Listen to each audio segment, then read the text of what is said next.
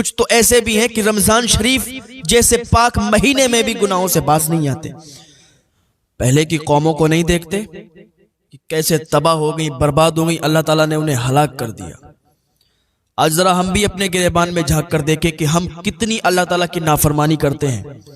अल्लाह फरमाता है जो हमारी नाफरमानी करता है, जो हमसे बगावत करता है, हम उसे तबाह बर्बाद कर देते हैं। हज़रत ईसा की कौम को, हज़रत मूसा अलैहिस्सलाम की कौम को, हज़रत हूद अलैहिस्सलाम की कौम को, हज़रत लूत अलैहिस्सलाम की कौम को अल्लाह ने कैसे तबाह बर्बाद कर दिया, कैसे उन पर अजाब नाजिल हुए। आज हम पर अजाब इसलिए नाजिल नहीं होते क्योंकि हमारे साथ हुजूर सल्लल्लाहु ताला अलैहि वसल्लम की दुआएं हैं। अल्लाह ने फिरौन को तबाह किया, नमरूद को तबाह किया। अल्लाह ने नमरूद को लंगड़े मच्छर से मरवाया, फिरौन को दरिया में डुबो दिया। हम इनसे इबरत हासिल नहीं करते क्या? क्या हमें दुनिया में ही रहना है? क्या हमें मरना नहीं है? हमें आखिरत की कोई फिक्र नहीं है। हम अपने कामों में लगे हुए हैं, अपने काम कर रहे हैं, लेकिन हमें आखिरत की फिक्र नहीं है। फिरौन कैसे तबाह हुआ, नमरूद कैसे तबाह हुआ, हमें इनसे इबरत नहीं मिलती। और ये फिरौन ये बादशाह नहीं बना था, ये एक आम इंसान था और ये तरबूजों का काम करता था, तरबूज बेचा करता था। तो एक दिन ये बादशाह के महल की तरफ तरबूज ले जा रहा था, तो बादशाह के जो सिपाही थे तो उन्होंने इसके तरबूज ले लिए और पैसे भी नहीं दिए, खा लिए। तो इसने कहा भाई पैसे दो। उन्होंने कहा यहाँ पैसे कौन देता है, चल भाग। इसको भगा दिया। दूसरे दिन ले गया तो फिर उन्होंने, सिपाहियों ने इसके तरबूज ले लिए और पैसे नहीं दिए। तीसरे दिन भी यही मामला पेश आया। तो ये समझ गया कि यहाँ सब यही है, यहाँ पर कोई पैसे नहीं देता है और सब अपनी अपनी चलाते हैं, यहाँ सबकी अपनी खुद चलती है, कोई किसी पर हाकिम नहीं है। हालांकि बादशाह मौजूद था, लेकिन बादशाह तक बात पहुंचती तब ना कोई काम होता, तब कोई उस पर एक्शन लिया जाता। तो इसने क्या सोचा, इसने एक प्लान बनाया अपने अंदर कि बादशाह तक किसी तरीके से हमको पहुंचना है। तो बादशाह तक पहुंचने के लिए इसने एक प्लान बनाया, एक मंसूबा बनाया और कब्रिस्तान में चला गया। कब्रिस्तान में बैठ गया जाके। अब जो भी मैयत, जो भी मुर्दा दफन होने के लिए आता था, ये टैक्स लेने लगा। कब्रिस्तान में टैक्स लेने लगा लोगों से, और ये कब्रिस्तान में किसी को घुसने नहीं देता था जब तक वो टैक्स नहीं दे देता था। इसी तरह से काफी अरसा गुजर गया। जब लोगों को पता चला, बात फैली, तो बात बादशाह तक चली गई और इधर इसने काफी पैसा जमा कर लिया था और खर्च नहीं किया था। जब बात बादशाह तक पहुंची तो कहा ऐसा कौन सा शख्स है जो कब्रिस्तान में भी टैक्स लेता है, जरा उसको बुला के लाया जाए। सिपाही आए और फिरौन को बुला के बादशाह के सामने ले गए।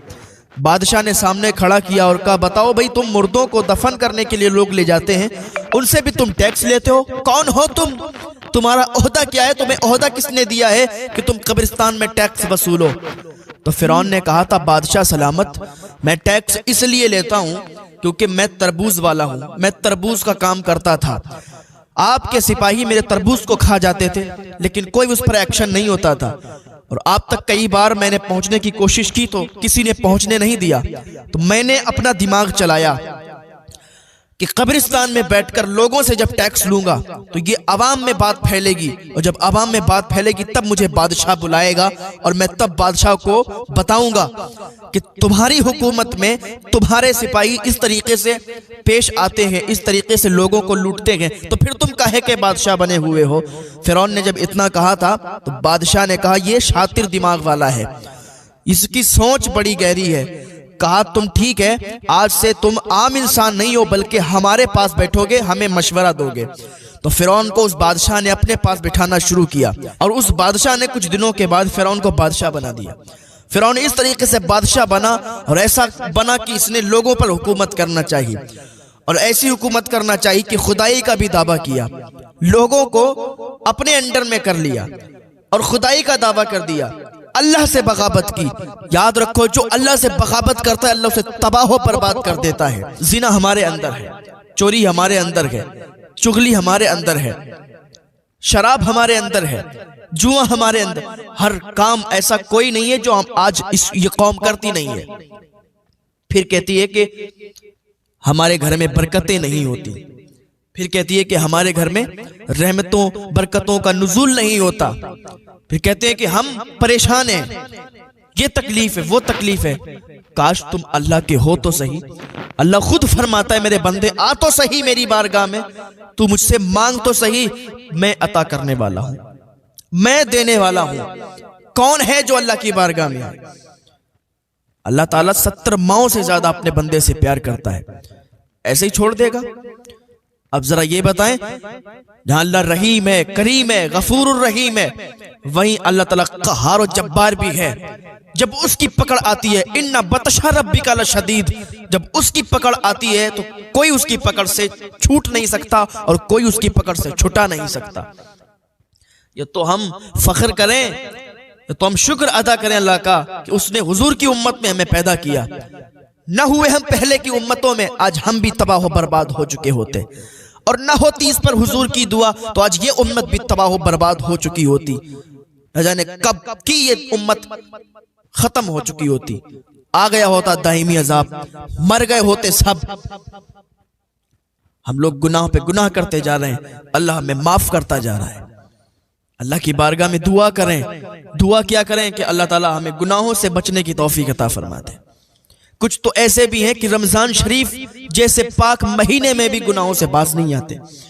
कुछ तो ऐसे भी हैं कि रमजान शरीफ जैसे पाक महीने में भी इबादत नहीं करते हैं, नमाजें नहीं पढ़ते हैं, अल्लाह की इबादत में नहीं लगते, फिर वही अपनी चोरी चुगली गीबत गुनाह पे गुनाह करते रहते हैं।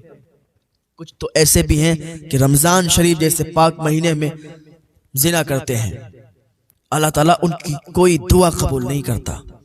जो रमजान शरीफ के पाक महीने में ऐसे बड़े बड़े जुर्म, ऐसे बड़े बड़े गुनाह करता है, अल्लाह ताला उनकी दुआ कबूल नहीं फरमाता।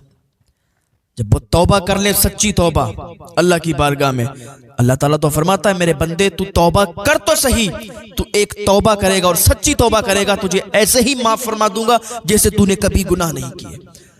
आओ तो सही यार अल्लाह की बारगाह में। रमजान शरीफ आने वाला है, रमजान शरीफ में रोजे रखो, नेक अमल करो, इबादत करो अल्लाह ताला की, और शुक्र करो अल्लाह ताला का कि अल्लाह ने हमें रमजान शरीफ का एक महीना और नसीब फरमा दिया। वरना हमें कब पता है कि हमारी मौत कब आ जाए? कोई टाइम नहीं है भाई, मौत कब आ जाए। हम बोल रहे हैं, हमारी जबान हिल रही है, हमें सांस आ रही है, हमें यकीन नहीं है, हमें पता नहीं है कि मौत का फरिश्ता कब आ जाए और कब ये रूह कब्ज हो जाए और कब हम इस दुनिया से चले जाएं। क्योंकि अल्लाह ने हमें दूसरे कामों के लिए नहीं भेजा, अल्लाह ने हमें और कामों के लिए नहीं भेजा, अपनी इबादत करने के लिए भेजा।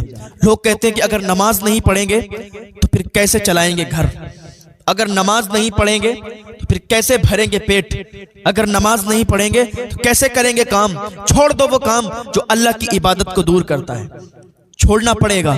छोड़ दो वो काम जो अल्लाह की इबादत से दूर करता है, छोड़ दो उस मालिक को जो अल्लाह की इबादत के करीब तुम्हें जाने नहीं देता, छोड़ दो उस काम को जिसमें तुम नमाज नहीं पढ़ सकते। अल्लाह तुम्हें कभी भूखा नहीं सुलाएगा, अल्लाह का ये वादा है, रिज्क देने वाला अल्लाह है। अल्लाह पर भरोसा करो, इंतजाम वही फरमाएगा।